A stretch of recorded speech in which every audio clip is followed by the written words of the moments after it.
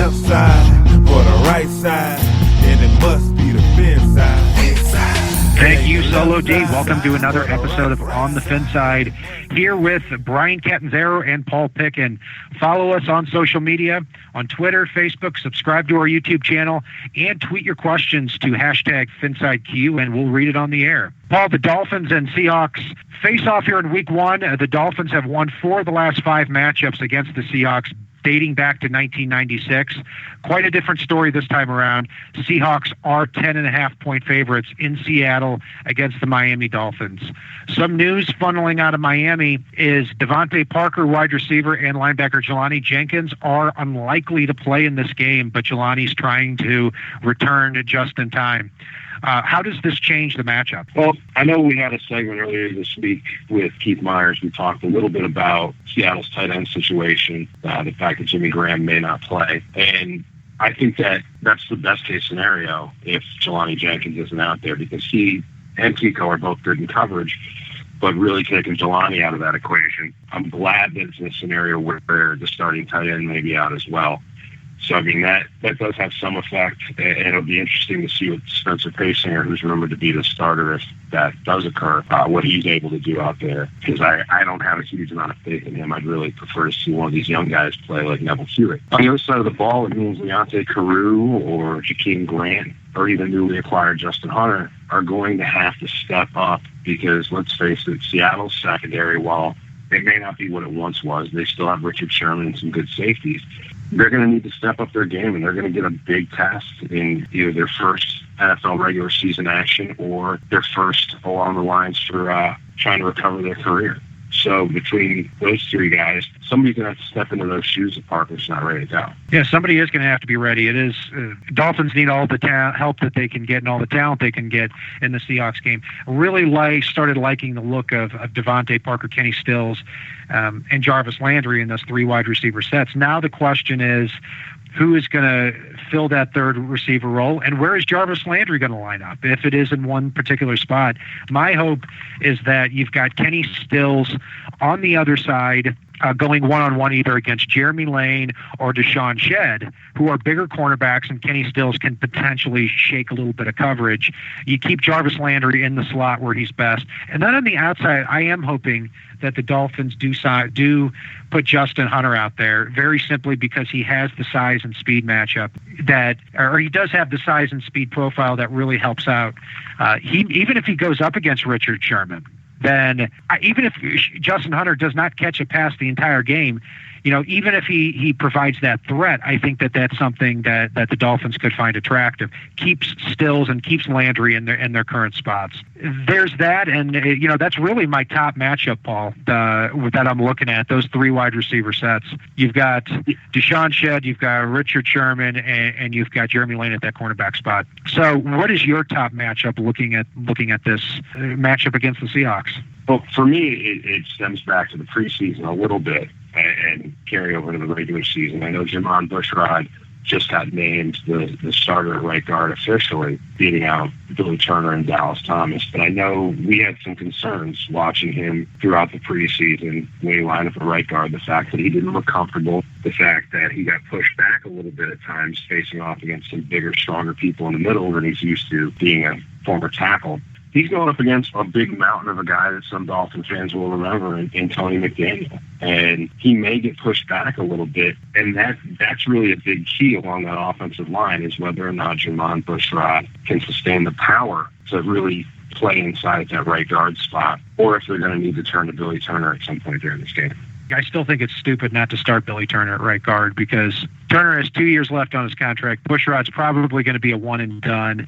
I'd like to see Turner getting those reps. But you're right, Paul. He's going to go up in an interesting matchup against former Miami Dolphin Tony McDaniel, who has an odd story where he was kayaking somewhere near Seattle, was posting pictures on Instagram, and bam, he's starting defensive tackle for the Seattle Seahawks heading into Week 1. A couple other matchups I'm looking at: defensive end Cliff Averill and Michael Bennett going up against Brandon Albert and Juwan James. Tough matchup for these guys, Paul, to begin the season. Cliff Averill, Michael Bennett combined 19 sacks, 4 forced fumbles. Probably should have been more sacks last year for the Seahawks. Is this a matchup that the Dolphins could potentially hold their own in?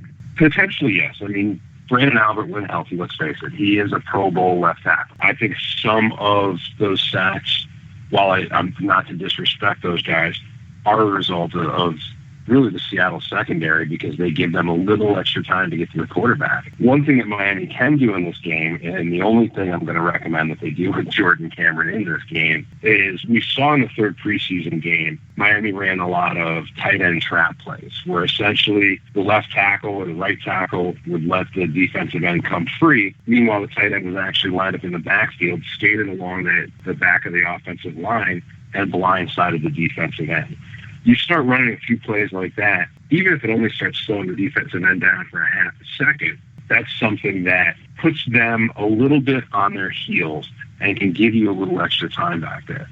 So that's something I'd like to see the Dolphins do in this game to kind of counteract that scenario, especially if you see Averill and Bennett come free a lot. Looking at the opposite roles there, Paul, on the defensive end spot, the Dolphins, you would think on paper, have a massive advantage at the defensive end spot, where Cameron Wake and Mario Williams are going to go up against left tackle Bradley Sowell and right tackle Gary Gilliam. If you're saying who, then you're probably right, because these are not guys with a lot of experience. The Seahawks shook up their offensive line, did not prioritize offensive tackle as much as people thought that they would. In addition to that, Jason Jones, former Seattle Seahawk, should see a lot of action on first and second down. We heard, and it's not a surprise, Jason Jones is a first and second down run defender, and Cameron Wake is that guy that's going to come off and be that elite pass rusher on third down. Major advantage, Paul? I think it is, and I'll stretch that a little further. There's not really anybody on this offensive line that truly scares me, especially given the fact that you've got Ndamukong Suh in the middle, the fact that you've got Jordan Phillips and Earl Mitchell, both the tackle, possibly with the display. And then you look at what they've got on the interior of the line, and it's a whole lot more of the guess who game. That's really the biggest matchup in this game that the Dolphins should be looking at, because that will dictate how much time their secondary needs to stay with their man. That will dictate whether the linebackers are able to run free or not. And let's face it, there couldn't be a better offensive line matchup for the defensive line that the Dolphins have. If they can't get through this defensive line or this offensive line, there's a problem, and something needs to be looked at. Now, I will say, as far as Jason Jones, I'm a little surprised they went with him over Andre Branch, given what a strong preseason Branch had.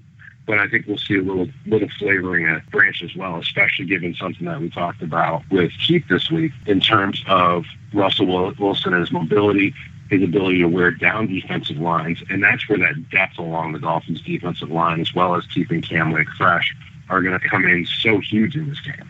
So that's really the matchup that could dictate this game. Absolutely. And yeah, Andre Branch, I thought, played really well in his second preseason game. Was starting to get excited about him. Tailed off a little bit at the end. Does have the size speed makeup too. I'm sure we're going to see him on the field as the fourth defensive end as the season progresses. Paul, looking at this game in general, Dolphins are 10.5-point underdogs. What's your prediction? I think Miami could, and I might be being a bit of a homer here, but I think Miami could pull this one out. I do think Seattle's going to put up some points. I'm not in denial there. But I think that we could actually see either a defensive or special teams touchdown from Miami in this one as well. Even though Russell Wilson doesn't have a propensity to turn the ball over too often, I think if that defensive line can take advantage of the offensive line, I don't care who you are at quarterback. If you're running for your life, you're going to put up a couple of ducks that can get snatched out of the air. That's the scenario that I think happens, and I think Miami pulls it out 30-27. I think you're crazy. I have the Seahawks winning this game 34-17. I see them spreading. I see them coming out in the beginning, going very run heavy, maybe not putting up so many points in the first half, but the second half, when the Dolphins defense starts getting a little tired, I see them spreading the field with Jermaine Kearse, Doug Baldwin, Paul Richardson, and Tyler Lockett, and controlling the game that way. I expect a big second half offensive performance from the Seattle Seahawks. Now, I do want to jump in real quick on that, though, too, because we've talked a lot about the Dolphins' defensive line getting tired throughout the game, chasing Russell Wilson.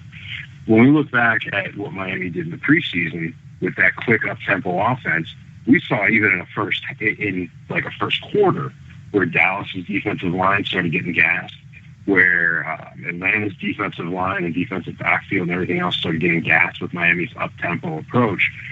And one of the things we talked about with Keith Myers this week was the fact that, yes, Seattle's top end of their defensive line is good, or if not very good, and they're also very big, and there's not much depth behind them whatsoever. And guys like Bennett, they don't come off the field on third downs and they kick inside. So he's staying out there every play. Plus, if Miami does go through that approach that they used in that third preseason game, especially with that quick up-tempo, no huddle, you're not able to get those substitution packages that you want out on the field. So you're just wearing down those defensive linemen.